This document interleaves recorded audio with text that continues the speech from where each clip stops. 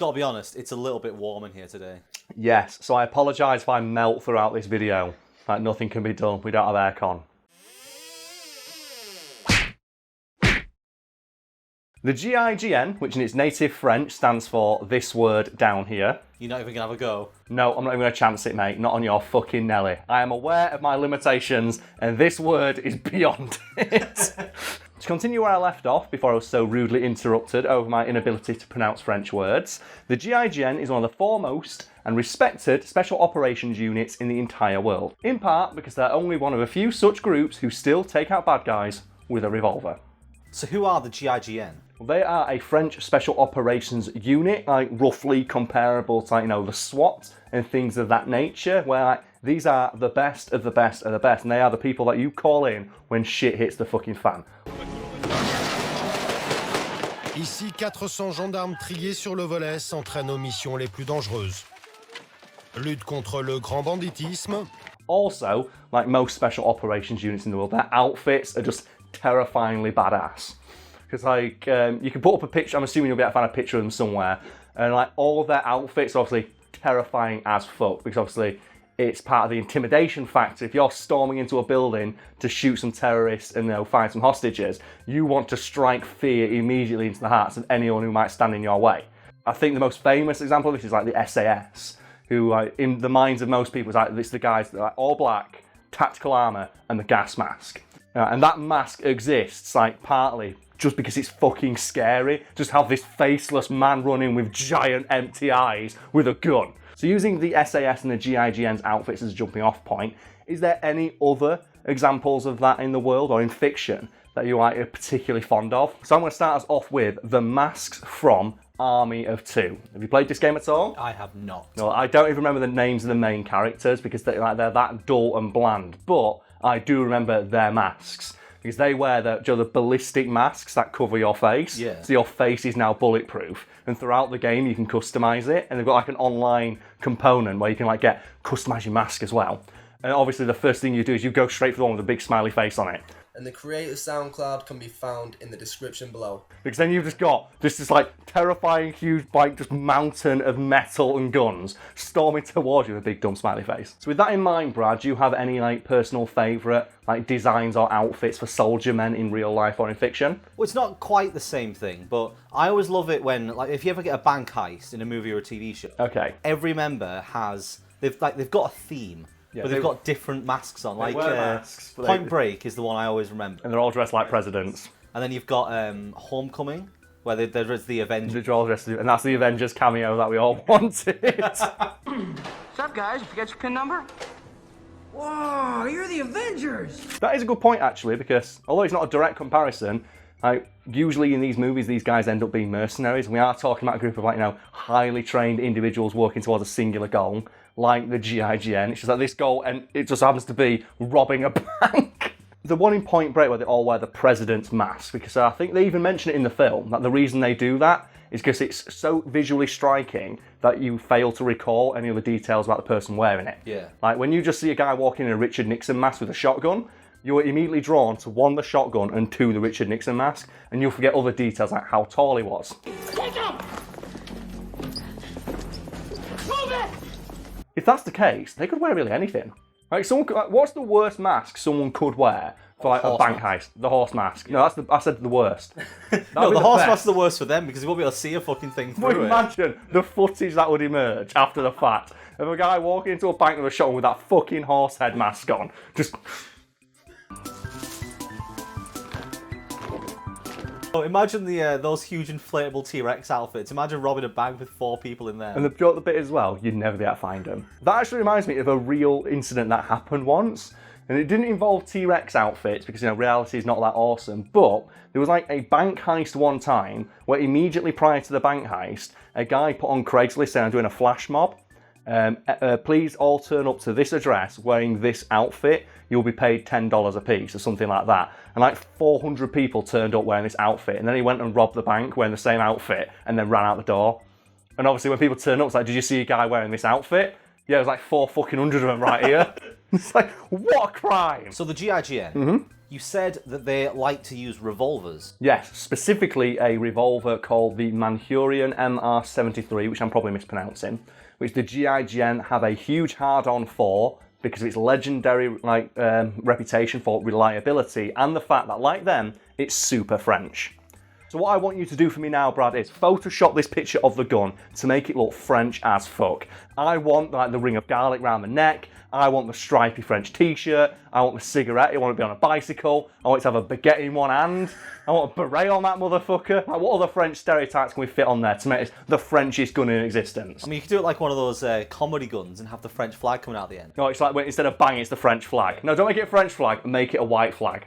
Because that's the joke someone in the comments going to make, isn't it? It's like, oh, the Frenchiest gun ever. It's a gun that lets you surrender. Like, have you heard that? That's apparently that's super not true. What, the French surrendering? Yeah, like the reputation the French have for just surrendering all the time is completely unfounded.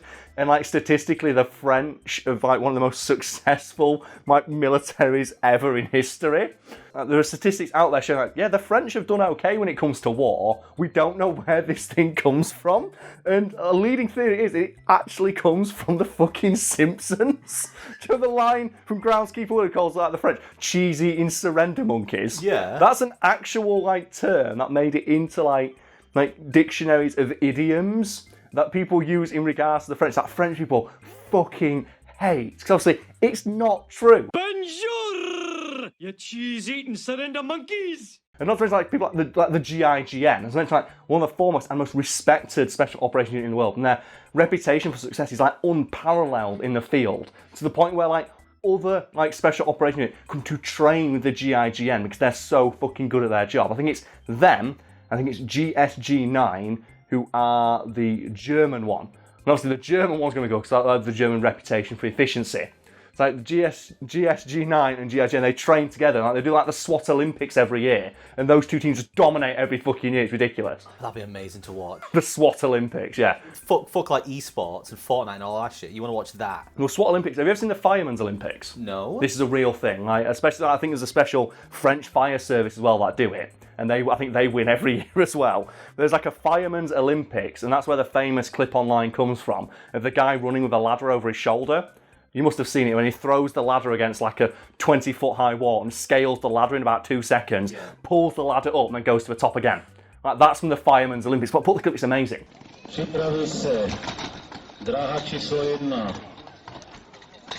Moving on and getting back to the MR73, a feature of the gun that is especially appreciated by GIGN operatives is the fact that it can be customised to a level seldom seen outside of Call of Duty games. Well, surely they'll have more advanced equipment. Why would they want to customise the revolver? Because an ethos of the GIGN, something that makes them quite unique amongst groups that's similar, is the fact that every operative is given basically carte blanche to take whatever weapons and equipment into the field they feel most comfortable using, what they deem to be most suitable for the situation at hand, and they can customise any weapons that they have to take to their liking. And obviously, like I said, the MR73 is got this reputation for its legendary reliability in the field, so many operatives choose to carry one at all times, even if they already have another sidearm, just because they can reliably expect it to put a bullet in a terrorist's dick 100% of the time they pull the trigger. And the gun can be customised to such an extent you can actually use it as a makeshift sniper rifle. Because one of the things you can customise it with is an extra long barrel, a bipod, and a scope. Which means you can snipe people with this revolver. And it's something actual GIGN operatives have actually done in the past. Like, Joe, when they need to. Yeah. And just imagine that for a moment. Imagine you're sat there. You've taken some hostages. You think, okay, they've got a sniper outside. And you look outside, it's a guy with a fucking pistol. So this gun is so popular amongst the ranks? Yeah, that almost every single member carries it, even if they've got another sidearm. So I'm assuming that it must be used an awful lot. Not as much as you think, because the GIGN rarely, if ever, discharge their firearms during missions. And they have an unparalleled reputation for succeeding in missions without ever shooting a single bullet. Because once you've shot a bullet, there is an unnecessary and unacceptable risk to human life being put forward, and they avoid that at all costs. A figure about the GIGN that's thrown around a lot that I think sums up why they're so respected, amongst their peers in the world of special operations, is that in 1,000 missions they lost 2 men, rescued 500 hostages, and arrested 1,000 subjects, while only having to neutralise like 15 with lethal force. You can work out a percentage and put it below of what that amounts to. But that's like a 99.9% success rate of arresting the person without ever having to discharge a firearm. And yet obviously they train with them every single day. So if they need to, they will put you the fuck down. But obviously their reputation is just that it precedes them to such an extent where if they are called in to sort something out, it's going to get fucking sorted. And I think those figures they held pretty steady until around 2015, when obviously the Paris attacks happened and they skewed the numbers somewhat understandably. So to close this off, Yeah? is there a reason why the GIGN are so successful? Because they train every single day. And every GIGN operative is expected to be an expert in every form of combat, both armed and unarmed, because a GIGN operative is expected to be able to use and wield with deadly efficiency any weapon they could conceivably find during a mission. But say, for example, if they have a gun that, for whatever reason, stops working and they find one or they disarm a terrorist, right, they're expected to be able to know how that gun works and use it with the same level of proficiency. So they train with fucking everything. So that means, gentle viewer, if you ever found yourself in a situation where you had an unarmed GIGN operative held at gunpoint, he statistically would still have the advantage in that scenario. So this stereotype of the French surrendering to everything. Yes. You said it comes from The Simpsons. Yeah, well, The Simpsons aren't solely responsible for it, but Groundskeeper Willie's quote about cheese-eating surrender monkeys in regards to the French has been so often quoted in, the media that it has become a genericized term people use to refer to the French. See, I was going to mention this earlier when we were talking about it. Okay. I knew if I brought up a topic of Simpsons quote, Oh, no. that you would not stop. Are we doing this, Brad? Are we going to do some Groundskeeper Willie quotes? So what's the rule set we're going to go for then here, Brad? Right, well, I'm going to read out the first half of the quote. Okay. And I want to see if you can figure out what the next half is. Okay, so finish the quote then. Yeah, and there's a few stage directions as well, so I'll give you them as well so you know the circumstances of the quote. And do I get bonus points for naming the episode? Yeah, obviously not the exact name. I mean, if you get the exact name, I'll be surprised. All right, let's go. The first one I'll say is, Willie is sharing a flask of scotch with a wolf. Okay. And the start of the quote is, don't feel bad for losing. I've been fighting wolves since you were at your mother's teat. Close enough. All right, keep going. I love it we do. This is the best. We should just make the channel this. The next one, so this is, on Sunday, the church doors are frozen shut by a blizzard. As the congregation waits, Willie applies a blowtorch. Reverend Lovejoy says, how's that door coming, Willie? He turns to him and just says, hold your horses, you something. What is it? Nah, this one is Miracles are your department, Reverend. Oh, damn it. Fuck, it's too simple. Right, keep going. Groundskeeper Willie says to Lunch Lady Doris, have you got any grease? Then grease me up, woman. Yep.